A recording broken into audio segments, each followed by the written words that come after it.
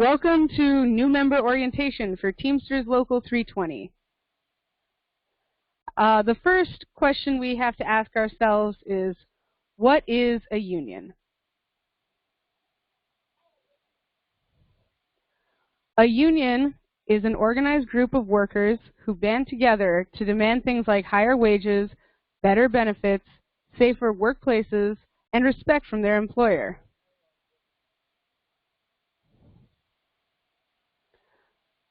A union provides a voice on the job and a procedure for appealing management decisions. But a union is only as resilient as the members who join and stick together on issues of mutual interest. So really, you are the union. Yourself and your coworkers make up the union, and the people who work in the building in Minneapolis are just your employees who help you get the things that you need to have a better working experience. Unions have won many victories in the history of the United States. Unions helped end child labor, establish the weekends, establish paid time off for holidays, vacation time, and sick leave, fought for a 40-hour work week and paid overtime failing that, fought for occupational safety standards and FMLA for pregnant women or people who had medical conditions and had to miss work. Unions also help make sure workers have employer-sponsored benefits like insurance and retirement plans, and many more victories throughout the history of unions in the U.S. The history of unions here in the United States is too long to fit into an hour-long presentation, but it's fair to say that the labor movement in the United States took off after the Industrial Revolution. Workers were moving from working in family farms in rural areas to big cities where they were working in coal mines and factories, facing low pay, unsafe working conditions, and unfair treatment from their employers. To gain recognition, early unions almost always had to go out on strike. An employer was not likely to voluntarily recognize a union, but if workers stopped working and left the shop, they could force the employer's hand. Strikers were often set upon by militias or the National Guard or even local police to stop them and make them go back to work. One example of union history that was a turning point that you may have learned about in your high school history textbooks is the Triangle Shirtwaist Factory Fire in 1911. In New York City, there were a lot of what we would call now sweatshops, where many people worked together sewing garments. A shirtwaist was a fashionable garment at the time. The employers at the Triangle Shirtwaist Factory felt that people were taking too many cigarette breaks, so they locked the emergency exits. The sweatshop was dry and conditions were not exactly safe. People were using gas lights for lamps to see, and some dry textiles caught on fire. Because the exits were locked, 123 women and 23 men were killed. This was huge news at the time, and it led to women fighting for union rights for themselves. Here you can see women with the garment workers picketing, and even children asking only to go to school, and some of the remains of the Triangle Shirtwaist Factory Fire.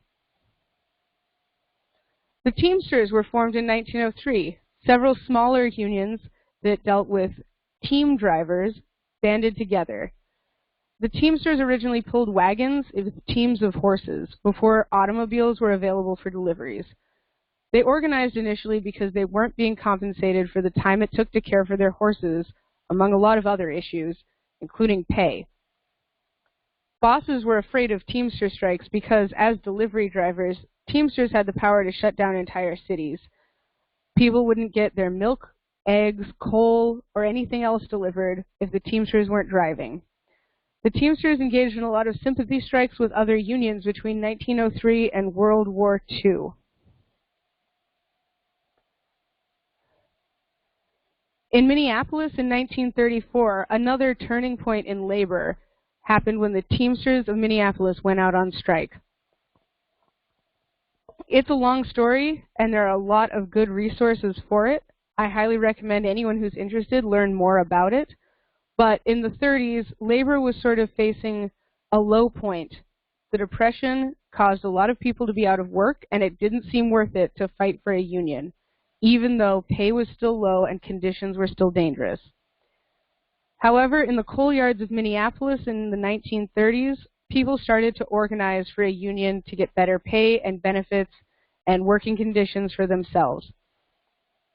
In 1934, after their bosses in the Citizens Alliance refused to negotiate with the union, the Teamsters went out on strike several times and wound up shutting the entire city down. After several violent clashes with paid guards and policemen, they eventually won their union and their contract, and this set off a new wave of organizing throughout the United States. Here you can see at the lower right-hand corner the funeral for one of the picketers who was killed in the strike. 10,000 people dressed in white flooded the streets of Minneapolis to honor a fallen Teamster. Perhaps the most famous modern Teamster is James R. Hoffa, who was elected General President of the Teamsters in 1957. Among other things, Jimmy Hoffa is famous for negotiating the Master Freight Agreement and consolidating the power of freight drivers nationwide. This helped build the middle class in America up because now truck drivers were able to have homes and good jobs for themselves and their families. What started as a group of delivery drivers is now one of the largest unions in the world. There are 1.4 million Teamsters in both public and private sectors and in almost every industry. Teamsters Local 320, your local, was founded in 1971 and serves over 11,000 members in the public and law enforcement sectors. However, things aren't perfect in the world of labor. A long series of attacks have weakened labor since its high point around World War II. In 1947, the Taft-Hartley Act was passed. The Taft-Hartley Act was actually passed over a presidential veto from President Truman. And the Taft-Hartley Act allows for open shops, meaning that not everyone working in a place has to be in the union. And it also bans a lot of effective union protest tactics, such as secondary boycotts. There have been a lot of laws aimed at weakening unions since that. Now, America's middle class is weakening, and as you can see in the chart, when union membership declines, the middle class share of income declines right along with it. Now, bosses and corporations and the ultra-rich have always had reasons to fight against improvements to working conditions, whether it's ending child labor in the 20s, having a 40-hour work week in the 40s, equal pay for women, which is still an ongoing fight, or health and safety laws as recently as the 70s. There's always a reason not to do it. But as we've seen throughout history, none of these improvements have ruined the economy. Right to work is the latest in a long history of attacks against unions. You might hear a lot about right to work in the years to come. Right to work laws are explicitly designed to weaken unions. In right to work states, employees can be covered by a contract but don't have to pay any dues. So that might sound nice. You get a free ride and you get all the benefits of being in a union. But in reality, the people who work at the union and the union itself becomes weaker and weaker, forced to operate on a drastically reduced budget, and has very little money to negotiate or defend their contracts. And unless a contract is upheld, it is nothing more than a piece of paper. When there is less money to have people help negotiate contracts or to file grievances or go to arbitration, contracts become weaker and more people feel like they should drop out of the union because, hey, the union's not doing anything for me. They forgot the first lesson, which is that they are the union. Many unions have been starved out of existence this way. But in right-to-work states, things are not better for workers, even though that is the reason people say that we need right-to-work laws. Wages are lower for both union and non-union jobs. by $5,000 or more a year. Workplace injury rates are higher by over 50%, and even incidences of death at work are much higher by around 50% because no one is enforcing health and safety codes. Per capita spending on education and graduation rates are lower because when people make less money, there's less tax going into public schools, and workers are less likely to have health insurance sponsored by their employer. But after right to work, things are even worse. Once unions are weakened and do not have the power to lobby on the political stage or have enough members to make a fuss, they can lead to workers losing even more than their unions. In Iowa, for example, right to work has been there for years, but it's only now that union workers have lost impartial arbitration, the ability to collect dues via payroll deduction, meaning you have to write a check or submit a credit card to the union to be a member, the power to negotiate for anything other than base pay, which means there is no contract language about your insurance, your overtime pay, your seniority, your hours, your sick leave, or your vacation, or anything else. In addition, your base pay can only increase by 3% or the cost of living, whichever is lower, unless it's voted on by a referendum. Members also have to recertify their union each contract, even if they don't want to, and that's at the expense of the union, which is already weaker because of all these other things. However, we here at Teamsters Local 320 don't let that get us down. We've had a lot of recent victories that we're happy to celebrate. We started our lobby day in 2013, and all members are encouraged to join us at the Capitol every spring to lobby their representatives for important issues, usually relating to benefits and money for our contracts. In 2014, the Minnesota State College and University contract was a huge success. Over 100 members went and met with legislators and fought for some huge contract gains. In 2015, the University of Minnesota unit stood in solidarity with other units at the University of Minnesota and went from a tiny less than 1% proposed increase to 2% plus their steps. In addition, there was no health care increase and 4 more weeks of paid maternity leave for mothers. Between 2015 and 2016, the union participated in an organizing drive, increasing membership from under 80% to almost 90%. In 2016, St. Paul Public Schools teaching assistants won a $15 minimum wage, which brought 450 TAs up 27%. And in 2017, St. Paul Public Schools nutrition staff voted to strike, but before they had to walk off the job, they were able to make huge contract gains and win a $15 minimum wage, as well as keeping their cost of living increases untouched.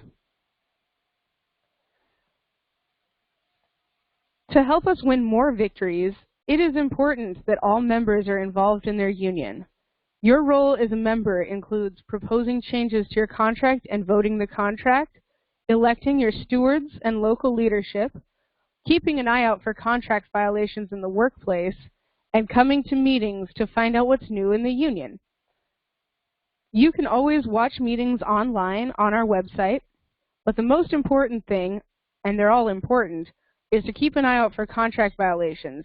If you think your contract is being violated, make sure to contact your steward or business agent as soon as possible. Remember, a contract that isn't enforced is not a strong contract. Your representation includes your business agent. Business agents are employed full-time by the local. They handle grievances and arbitrations, and they negotiate the contract under the advisement of the members. Stewards are people who work with you in your bargaining unit. They might act as a representative of the union during disciplinary investigations. They make sure the contract is being upheld in the worksite along with everyone. They keep their coworkers informed of union activity and let union officers know what's happening at work, and they may or may not serve on the negotiating committee. Negotiating committees are either stewards or sometimes elected by the membership. So check with your business agent to learn more about that.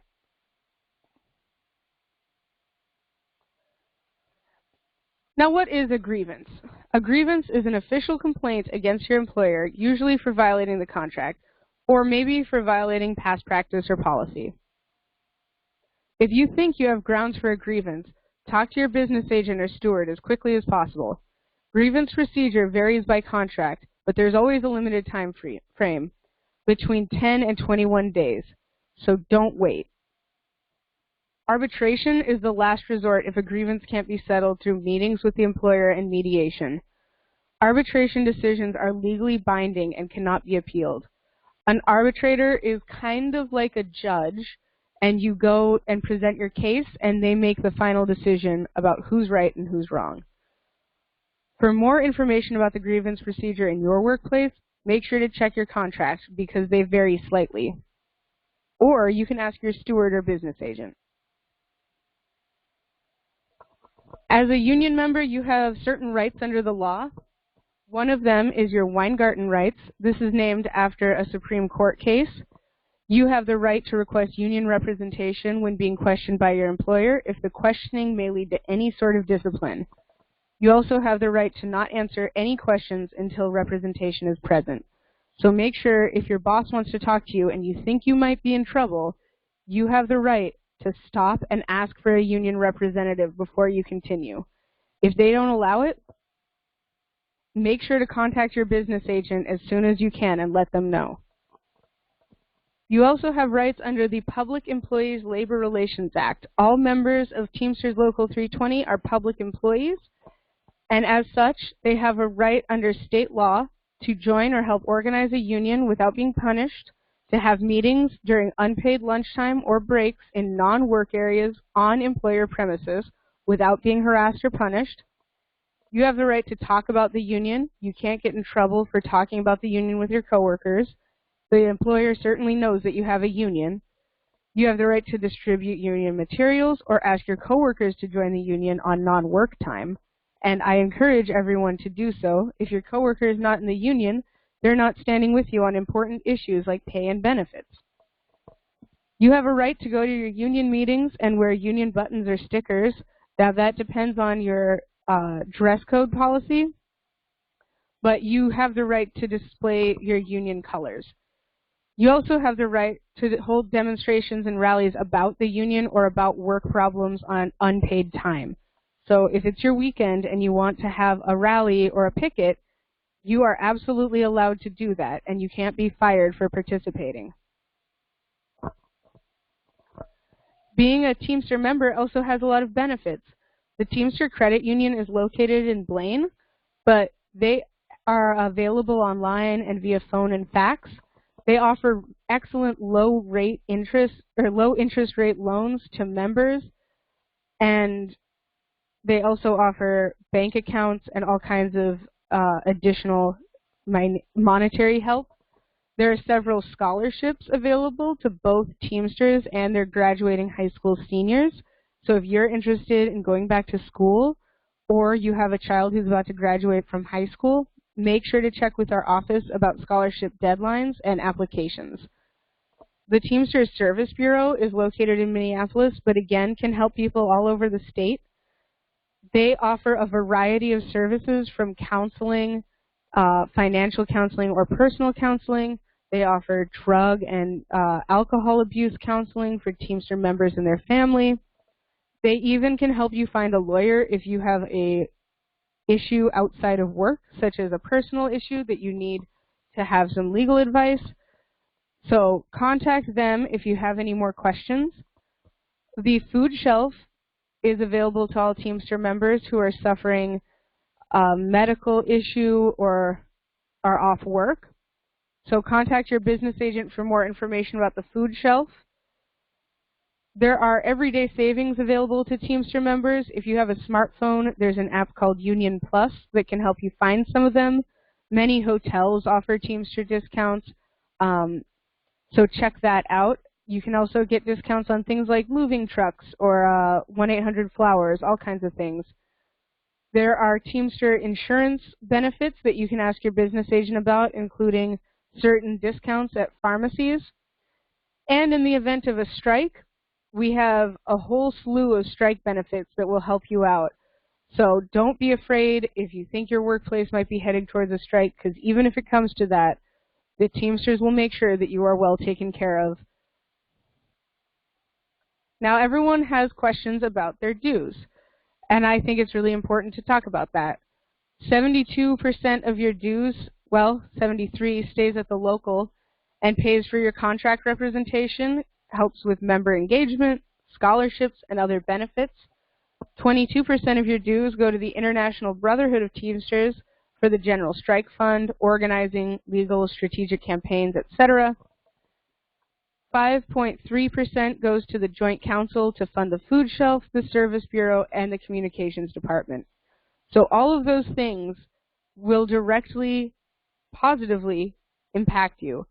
Even the International Brotherhood of Teamsters, which might seem far away and distant, when your local union needs help with a big project or a big contract drive, the International Brotherhood of Teamsters is always willing to help out. It's important to note that your dues are never used to directly fund political activity, such as candidates or parties, only to lobby directly for labor issues. So the local doesn't turn around and give your dues to any candidate for office or a politician. All we do is send our lobbyist over to the Capitol to talk about important labor issues that will affect you in your contract. And it's important to remember that as in public employees, all of our contracts are affected by what goes on in state, local, and national politics. So if you would like to help fund labor-friendly candidates, join DRIVE today. Talk to your business agent about DRIVE. DRIVE stands for Democratic, Republican, Independent Voter Education. So we work with any candidate who is friendly on labor issues and will help get our contracts stronger. It's important, because you are the union, that everyone stays involved in their union. A union membership is less like a cable subscription and more like a gym membership. You can pay into it every month, but if you don't go, you won't get any stronger, just like at the gym. So little ways that you can help are to sign up for action alerts on the local union's website, to wear your union pin or lanyard at work, to talk to your coworkers about the union, and to keep an eye on Teamsters Local 320 on social media. I would say the most important of those is to feel free to talk to your coworkers about the union. Whether they know about it or not, you can help inform them. And it's really important that we all stay informed on what's going on here. There are big ways to get involved too. If you want to get into volunteer member organizing, you can help the union organize new workers who don't have a union, or organize workers who already have a union and need to learn more about it. You can help picket during contract campaigns. Sometimes we have rallies or informational pickets. So coming out for an hour can make a huge difference in the effectiveness of our contract campaign. You can join the Membership Action Committee. The Membership Action Committee meets once a month on the third Thursday of each month. For more information on the Membership Action Committee, contact our Political Coordinator and Communications Director, Gus Fromke. You can become a steward. If you don't have a steward in your work area, or you would like to be a secondary steward, contact your business agent. Steward elections are held on a staggered basis, so every business agent and contract might do them a little differently, but always feel free to ask. If you want to help out, being a steward is a great way to be involved. And importantly, attend annual lobby day at the Capitol. It's incredibly easy. Your legislators really want to talk to you because you're their boss, you elected them, and they're always willing to take a meeting with a Teamster. So all you have to do is show up, eat some breakfast, and sit down with your representative to talk about issues that matter to you. Now, you are a Teamster, and this is the obligation. If you're watching this at home, you do not have to read it aloud, but I think it's important for everyone to be aware of the pledge that comes with Teamster membership. So it's I, state your name, pledge my honor to faithfully observe the Constitution and the laws of the International Brotherhood of Teamsters and the bylaws and laws of this local union. Your bylaws should have been mailed to you with your membership packet. I pledge that I will comply with all the rules and regulations for the government of the International Union and this local union. I will faithfully perform all the duties assigned to me to the best of my ability and skill. I will conduct myself at all times in a manner as not to bring reproach upon my union. I shall take an affirmative part in the business and activities of the union and accept and discharge my responsibilities during any authorized strike or lockout. I pledge not to divulge to non-members the private business of this local union unless authorized to reveal same. I will never knowingly harm a fellow member. I will never discriminate against a fellow worker on account of race, color, religion, sex, age, physical disability, or national origin. I will refrain from any conduct that would interfere with the union's performance of its legal or contractual obligations. I will at all times bear true and faithful allegiance to the International Brotherhood of Teamsters and this local union. Now, you may or may not have taken the pledge, and you are officially Teamsters. Welcome to Teamsters Local 320. We're happy to have you aboard.